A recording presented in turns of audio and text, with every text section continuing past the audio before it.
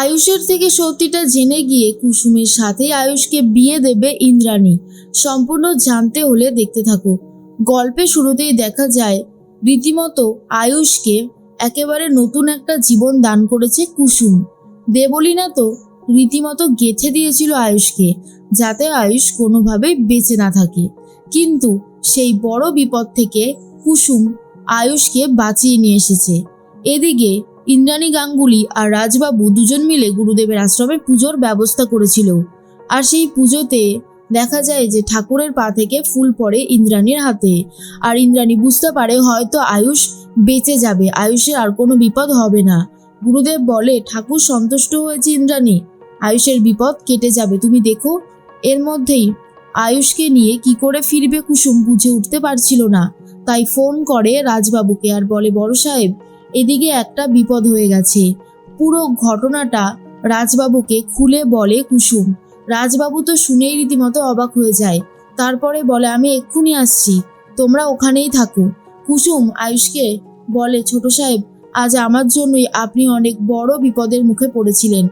আপনার যাতে আর কোনো বিপদ না হয় সেই দায়িত্ব আমার।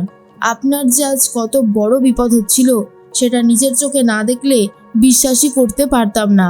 কিন্তু কে যে আপনার এই অবস্থা করলো, একবার যদি তাকে পাই কোনোভাবেই আর ছাড়বো না। এর মাঝখানেই দেখা যায় ইন্দ্রাণী জিজ্ঞেস করে, কে ফোন করেছিল? রাজবাবু বলে, কুসুম ফোন করেছিল। ইন্দ্রাণীকে সবটা খুলে বললে ইন্দ্রাণীও ভয়ে রীতিমতো চমকে যায় আর বলে, তাড়াতাড়ি আমাকে নিয়ে চলো আয়ুষের কাছে।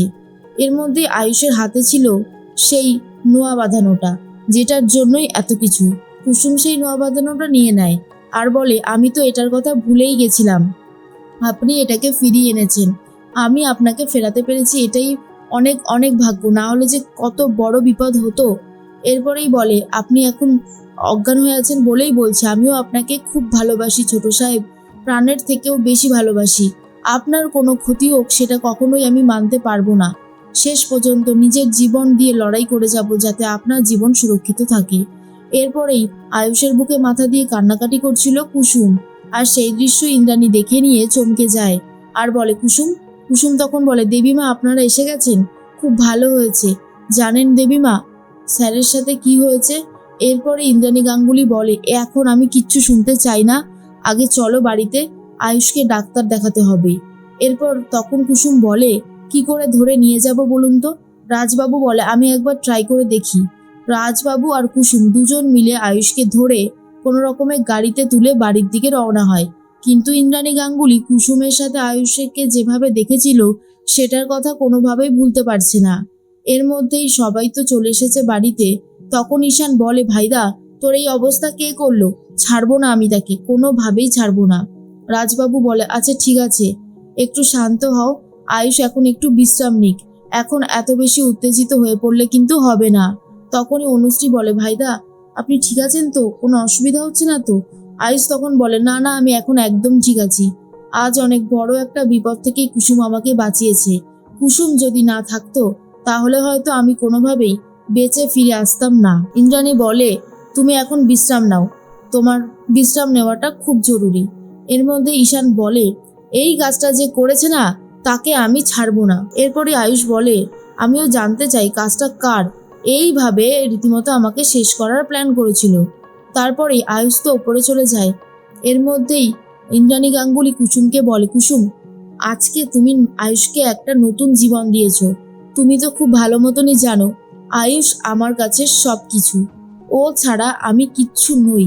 ও আমার সন্তান, প্রথম সন্তান, ওর মুখ থেকে আমি মা ডাক শুনেছি, তাই ওর প্রতি আমার অনুভব, ভালোবাসা সবটাই একটু হলেও বেশি। আজ সেই আয়ুষের প্রাণ সংশয় হতে বসেছিল, কিন্তু তুমি যেভাবে ওকে ফিরিয়ে নিয়ে এসেছো, সারা জীবন এই ইন্দ্রাণী গাঙ্গুলি তোমার কাছে ঋণী থাকবে। আমি এটুকুই চাই, তুমি ভালো থাকো, সারা জীবন খুব ভালো থাকো, ভগবান তোমার মনের ইচ্ছে পূরণ করুক, তুমি যা চাও সেটাই যেন পাও। তখন কুসুম মনে মনে ভাবে, আমি তো ছোট সাহেবের স্ত্রী হয়েই সারা জীবন কাটিয়ে দিতে চাই। ইন্দ্রাণী গাঙ্গুলি বুঝতে পারে আয়ুষের জন্য কুসুমই হচ্ছে বেস্ট অপশান, এছাড়া আর কেউ হতেই পারে না। কুসুমও চলে যায় ঘরে। তখনই মীনাক্ষী বলে, দিদি, আজকে কিন্তু সত্যি কথা, কুসুম না থাকলে আয়ুষের যে কত বড় বিপদ হতো সেটা কিন্তু একেবারে সত্যি কথা। আমি তো ভেবেই পাচ্ছি না যে কত বড় একটা বিপদ হতে হতে বেঁচে গেছে আয়ুষ। আচ্ছা দিদি, কুসুমই কিন্তু আমাদের পরিবারকে বাঁচায় সব সময়, যাই বলো না কেন। তাহলে কি তুমি কুসুমের সাথে আয়ুষের আর একটা কথা দিদি, তুমি কি কুসুমকে আয়ুষের সাথে যেতে বলেছিলে? এরপর ইন্দ্রাণী বলে, শোন, এ সমস্ত কথা বন্ধ করবি, আমার এগুলো শুনতে একদমই ভালো লাগছে না। তুই তো দেখতেই পেলি যে কত বড় বিপদ থেকে আয়ুষকে ফিরিয়ে নিয়ে এসেছে কুসুম। আর এই সমস্ত ভেবে না আমার মাথা একদমই ঠিক নেই, তাই এগুলো এখন বলে আমাকে বিরক্ত করিস না। তখনই মীনাক্ষী বলে, না না দিদি, আমার শুধু এই কথাটাই জানার ইচ্ছা ছিল যে কুসুমকে কি তুমি যেতে বলেছিলে? তখন ইন্দ্রাণী ভাবে, আমি তো সত্যি কুসুমকে যেতে বলিনি। তাহলে কুসুম কেন গেল? সবটাই কি কাকতালীয়, নাকি অন্য কিছু? এরপরেই মীনাক্ষী ভাবে, দিদির মনের মধ্যে এমন একটা সংশয় ঢুকিয়ে দিয়েছি, বেশ হয়েছে।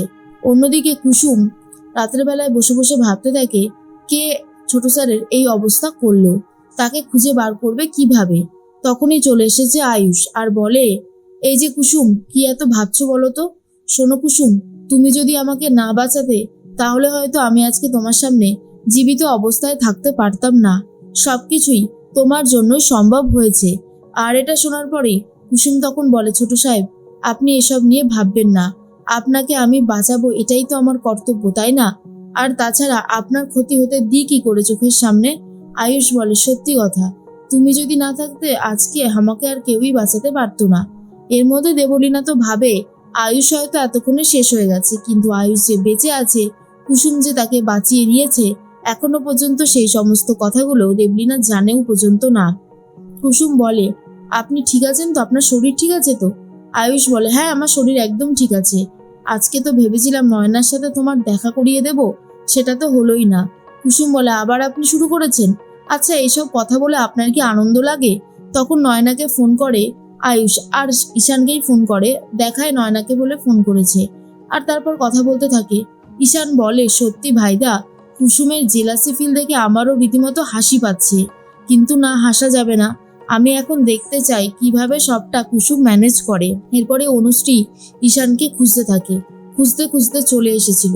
তখনই ঈশান ইচ্ছে করে নাটক করে আর বারবার করে বলতে থাকে, I love you, I love you, যাতে কুসুম রাগে জ্বলতে থাকে। কিন্তু অনুশ্রী এটা দেখে ভয় পেয়ে যায় আর ভাবে, তার মানে ঈশান আমাকে ঠকাচ্ছে দিনের পর দিন, ও আসলেই অন্য কাউকে ভালোবাসে।